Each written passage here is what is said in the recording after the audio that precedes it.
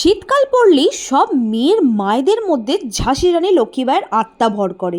India পাকিস্তানের যুদ্ধের মতো নাক ও কানের কোথায় বন্দুক দিয়ে গুলি করা যায় সেই নিয়ে চিন্তায় পড়ে যায়। কিন্তু এই বড়লোকি পার্লারগুলোতে 500, 1000 আবার কখনো 2000 ডিমান্ড করে, যা এই শখ পূরণের জন্য মোটেই এফোর্ডেবল নয়।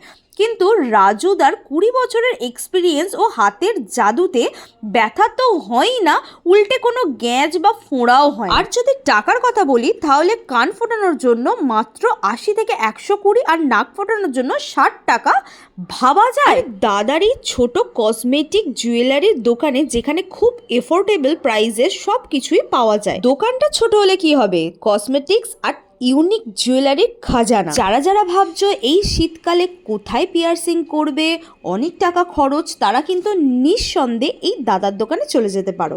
আচ্ছা, এবার তাহলে দাদার দোকানের ঠিকানাটা জানতে হবে তো। হাওড়া ময়দান শরৎ সদনের গেটের ঠিক উল্টো দিকে, সেনকো গোল্ডের পাশে, শরৎ বক্সী লেন, অক্ষয় শিক্ষায়তনের স্কুলের উল্টো দিকে ঠিক দাদার দোকানটা। একদম শেষের দোকানটাই হচ্ছে দাদার। আর দাদার কিন্তু এক নামে সবাই চেনে, রাজুদার দোকান বলে ওখানে সবাই দেখিয়ে দেবে। এই রকমই নতুন নতুন হাওড়ার অনেক ইন্টারেস্টিং ভিডিও দেখার জন্য আমার পেজটিকে অবশ্যই ফলো করতে হবে।